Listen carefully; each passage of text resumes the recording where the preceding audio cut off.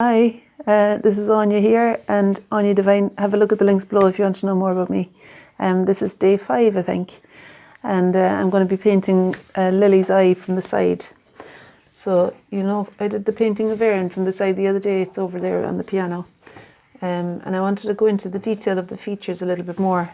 So I'm just going to explain what I would encourage you to look at when you're painting an eye from the side. So I'm just first getting the shape of the shadow as it comes up to meet the eyebrow there. There's a shadow between the eyebrow and the edge of the face. And now I'm going to get the direction of the eyebrow here by putting a bit of ultramarine blue into that colour, just to find the direction of the eyebrow going that way. And then there's a second direction that it goes down this way a little bit. There's a turn in the eyebrow. And I'm just going to, with my eyes half closed, I'm going to see, yeah, it seems like that's darker down here, of course, than the forehead is. Okay. And I'm going to use some of the cadmium orange as well coming up here. Okay. And Erin, you're able to see Lily as well as, yeah. Okay, brilliant.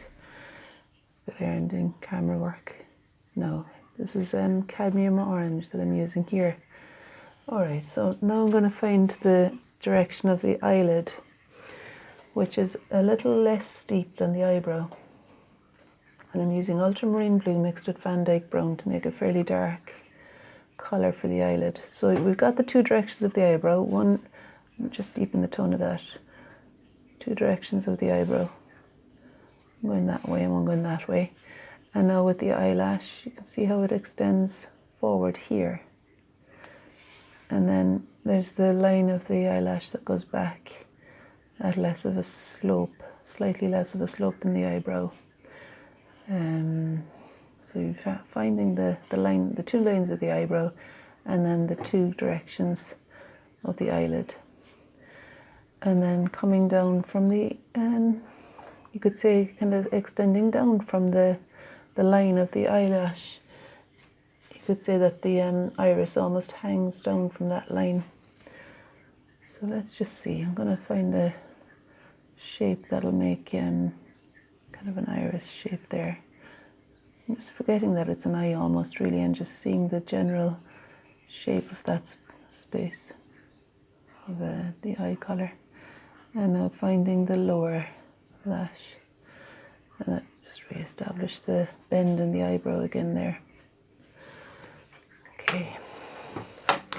Might be no harm to put it in context a little bit. And so I've got my palette here, as you can see.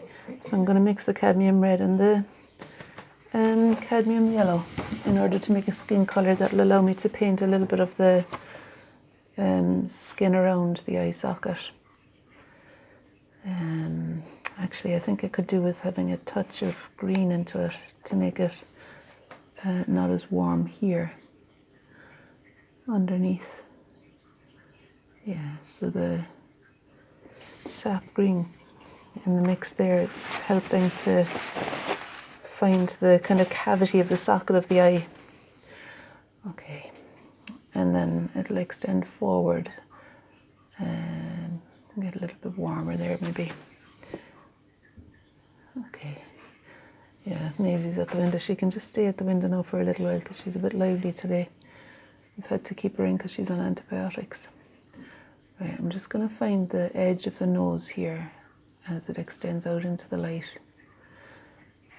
So you might know I did a live stream with Remarkable Women TV the other day, and I was saying to the girls that it was really good. There was like quite a few people viewed it, and so I'm going to do another one on Monday. The one on Monday I'm going to do is going to be backing vocals with Maisie there. The one on Monday that I'm going to do is going to be Erin is going to sit for a watercolour portrait for half an hour, probably in here or maybe in the studio in the garden, we'll see. Okay, no. Yes, Maisie, I know. I just finalise things here. Erin, how much time have I got left about? 5 minutes. Okay, right, so I'm going to use some cerulean blue for the white for the white of the eye, the triangle of the white of the eye, because I want to subdue it a little bit. It's good now that I've done a bit of painting around here, because the area of the eye is dry enough now that I can kind of eat back into it. And you're going to have to let her in, and then she'll jump all over us. Oh, for goodness sake. All right. No.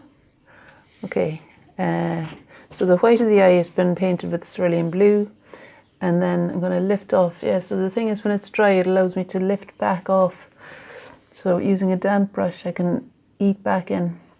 And I'm going to do that around the iris itself too, because I want the pupil to read as being darker, coming down in the middle. So I'm going to use some more of the ultramarine blue and the Van Dyke brown to make a really inky consistency of paint. It's really quite a dark colour like that. And that'll allow me to paint the pupil as it kind of, as I said, as it hangs down like a pendulum almost from the eyelash line. And then I can also deepen the tone of the eyelashes where they meet the eyelid. There we are. And I'll darken that a touch more as well there. Okay, Maisie's doing a bit of gardening.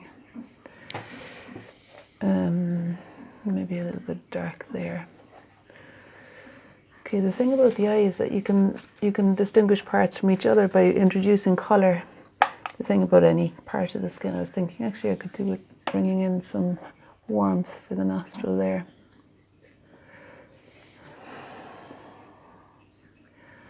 As it meets the cheek. 3 minutes. Okay.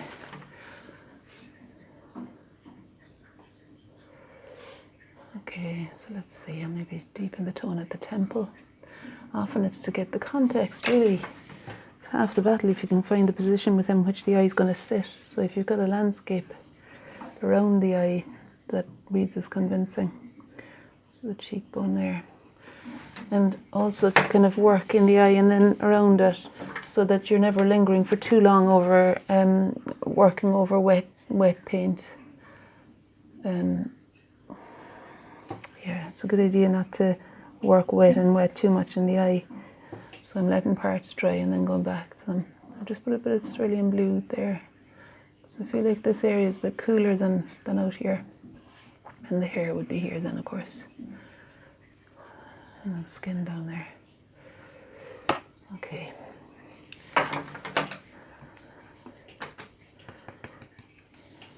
Just gonna get the dark underside of the nose here. And now going back up to the eye, what else could I do here, I wonder? Maybe just create that bit of an arc in the eyebrow. And I'm going to introduce a bit more brown into the eyelash line so that it's got a variety in the colours along here. And down here it'll be quite dark as well. That's more like a burnt sienna, Van Dyke brown kind of colour. I think it could be a mix of the two. So I'm going to put back some ultramarine blue into it so that I can get again the colour of the pupil, which is more of a richer blue dark. And